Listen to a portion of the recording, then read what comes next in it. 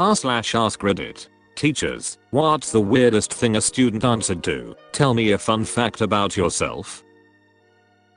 A guy in my class introduced himself by telling us how he decided he wanted to study philosophy because one day he was really high peeing in the street and he saw a couple of people working and he wondered what they were doing.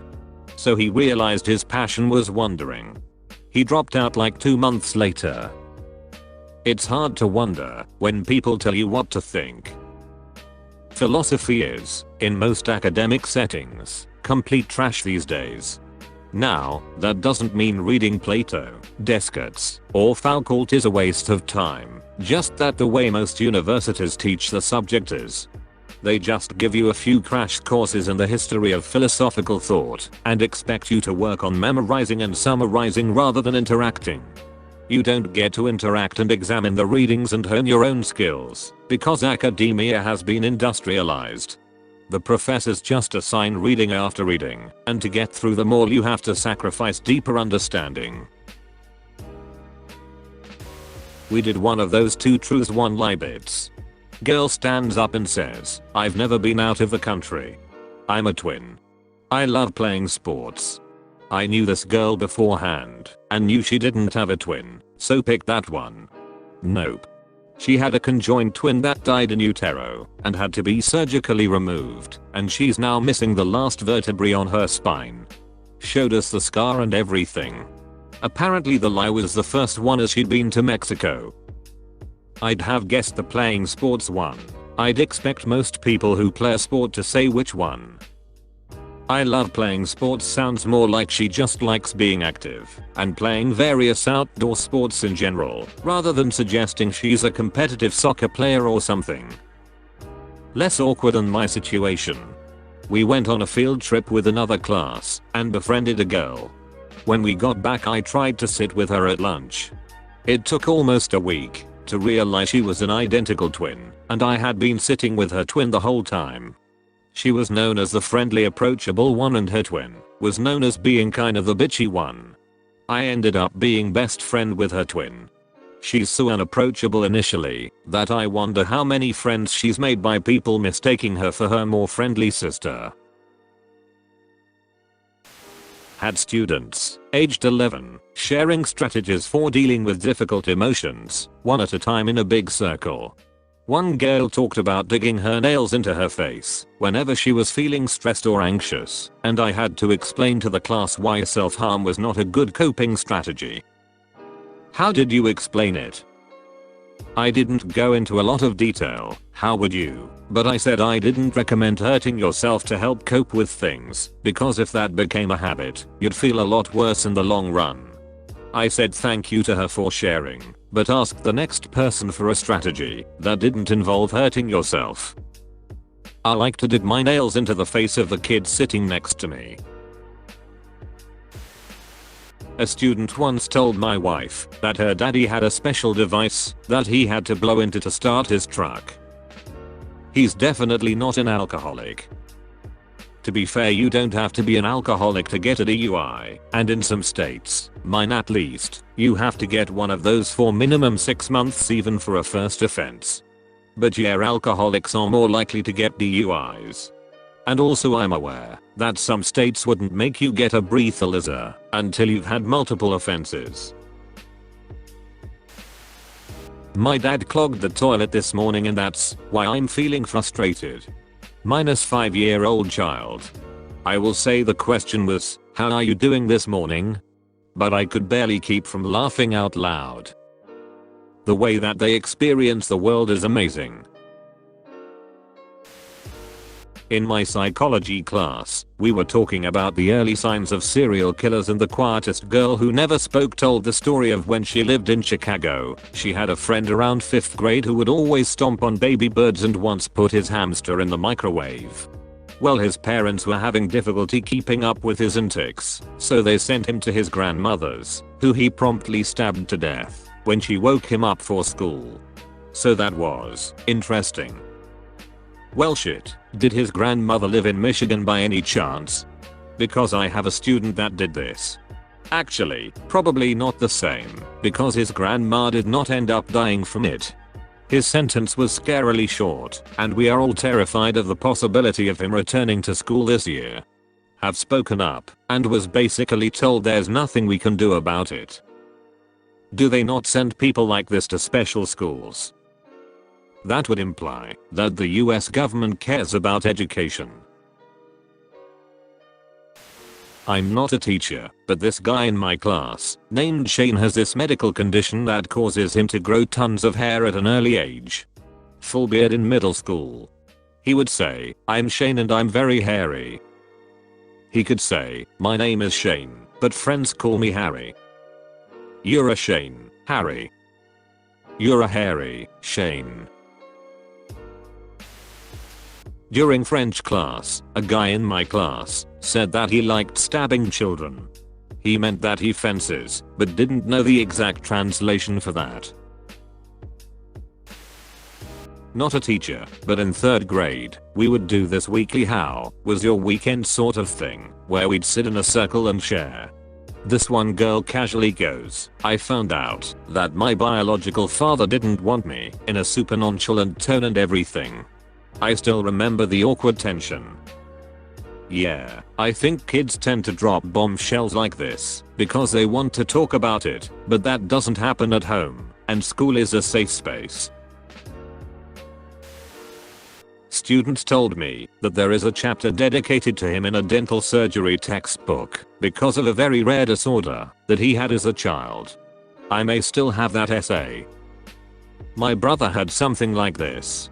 When he was somewhere around 9 or 10 years old, he had to have 12 teeth surgically removed. He just had too many growing too quickly. It was so crazy that the oral surgeon apparently negotiated a deal with my father. The surgeon will completely pay for my brother's surgery in exchange for taking a couple extra x-rays and lots of photos to be published in an academic journal of some sort. Not a teacher, but I was a helper in a middle school classroom. A young girl, who seemed uninterested, said, with no hesitation, that she can chug an entire bottle of beer. She got expelled later that year for keeping drugs in her locker. Brutal. I'm a middle school teacher, and I find that most adults who don't spend much time around kids don't realize just how young middle schoolers are. I mean, lol, immature middle schoolers is kind of a meme, but seriously, we are talking about 11-year-olds here. I was an ESL teacher in Indonesia, and a student once told me every morning she cleaned the shit on her bed. I asked her to clarify, worried she had a serious digestive issue.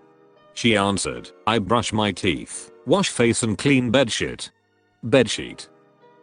I did the same for a few years, and it was great. I remember one class had to make posters of something that meant a lot to them. Most drew pics of their family with mom, dad, sister, brother etc labeled on them. Some drew their pets or something. Some drew BTS, the usual stuff that you'd expect. One kid's paper just had a huge picture of a hand flipping someone off with the word piss in huge letters across it. I was like, WTF. It took me a moment to realize that she had meant to write peace, but spelt it using phonics from Bahasa. Also had to explain that the peace sign has the palm outwards. I teach ESL, and every lesson we start the class by sharing something good that happened to us over the last week or so. Needless to say, kids share the most random things ever. I have many weird stories because of that. We enforce a rule that they need to share good things, so they don't start one-upping each other over whose grandma had the worst death, lol. One day, a student said, "I was riding my bike over the weekend when I fell. I could see where it was going, but didn't have enough time to enforce the rule. When he just spat out, I fell over a wired fence and cut my neck. It just kept gushing blood, a lot of blood." I reminded him that we were only sharing good news when he said, "It's good because I'm still alive." I had a good laugh and agreed, but the damage was done. Every kid after him wanted to share about the most horrific injury they had or witnessed. Once the boulder had started rolling, you can't stop it. I hate when this happens. Someone in a class once told everyone about how his grandparents were arrested for keep a bunch of adopted children in cages. He said that he used to play with the kids when he was young, but he was too young to understand that the conditions they were in weren't normal. They kept kids in cages and locked in rooms for years before they were discovered and arrested. Yup. Fun fact. Was he telling the truth? Yes, we were able to look up his family name along with state, and the news article popped right up. This is so incredibly depraved. It's one of those things that I'll probably think about one of those nights where I can't sleep and wonder why people are so cruel to children. I can't imagine the psychotic motivations behind this and the irreversible damage that caused to these people. I'm raising cockroaches in my closet to sell to the reptile shop. Hey, do be a roach colonies are a decent side hustle. Can confirm. Those things aren't cheap. Bro, not in my ducking house though, holy shit no. Dubious exist pretty much solely on fruits and vegetables, making an infestation from escapees near impossible. Even though I'm a professor, nothing that's ever been revealed by this question has ever been as awkward or uncomfortable as an occasion that happened when I was still a student. This was when I was in my MFA program for creative writing. If you've never been in an arts program before, it probably won't surprise you to learn that they can attract some weird personalities. It was the first day of a fiction workshop and the professor decided that he wanted us to all share something interesting about ourselves, and for some reason one girl, Ashley, decided that this would be a good opportunity for her to tell us about her long history of drug abuse and the equally long period of mental psychosis she went through as a result of it. She didn't do this as a quick answer either, but as a long drawn out list of every single drug she had ever experimented with, followed by a catalogue of every single delusion she suffered as a result. The only one I can remember now is that at one point she became convinced she was a millionaire and her family was hiding her money from her. All of this was delivered in a monotone monologue with her eyes glazed over that lasted at least 5 minutes, which was met at the end with a long, awkward silence before the professor said, "Well, that was definitely something interesting," and moved on to the next person. I had a similar instance with a mature student in my first year of uni. If you wanted to be a course rep, you had to stand up in front of the lecture hall, 300 odd people, and do a mini presentation on yourself and why you should be voted in. Most people were normal, but this one woman stood up and immediately launched into a detailed list of all the mental disorders she has. Bipolar is one I remember, and how difficult her life is. I might have been sympathetic if she hadn't called all of her fellow classmates idiotic children a week before for not believing her anti-vax propaganda. Mind you, she was maybe 28 over 29, so not really mature, but Jesus did she have the social skills of a hermit. Not me, but my brother. He told the teacher, "Last night my family ate beaver for dinner." I was much older and had left home by then. The class laughed, the teacher accused him of lying, the principal was brought into this, and my mother had to go in for a meeting. She chewed them up one side and down the other because we had a cousin who was a trapper and he had sent a batch of beaver thighs for the family to enjoy. Although my brother was telling the truth, he told me later that he did say that for the effect, disrupting the class. Why in the world would the teacher make a big deal out of that? Waste of time and energy for everyone. Because beaver is a double entendre for a woman's genitals. I'm a teacher from the UK, form tutor to a year 7 class, 11-year-olds, to get to know each other. On the first day I had them take it in turns to say their name, which primary school they've come from, and an interesting fact, like favorite food or color. We get to the last kid in the class. His fact is that he has 6 fingers on one hand. Coolest kid ever. Lol, that's like my brother. He was born with 6 fingers on each hand, but he had them removed as a baby. When he found out around age 10, he got so mad because he said he could been really cool and really fast at typing. Unfortunately, most extra fingers are non-functional and tend to get caught on things a lot and injured frequently for this reason. It's the same with polydactyl cats that have extra toes that look like thumbs. Kid in my kindergarten class said, "My pee-pee fell off at Disneyland." I didn't ask any follow-up questions. Oh no. Anyways. I teach middle school. This one still takes the cake.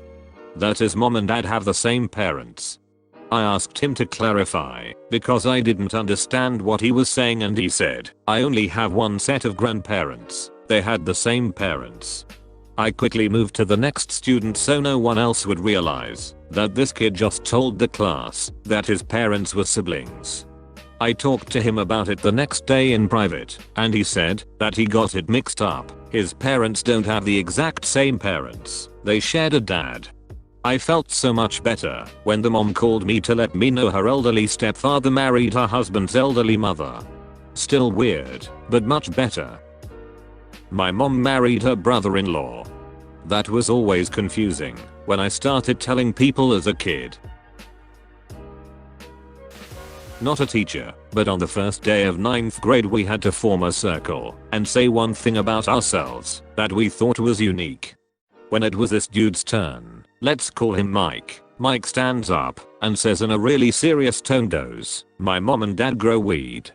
His house got raided the next day and his dad got arrested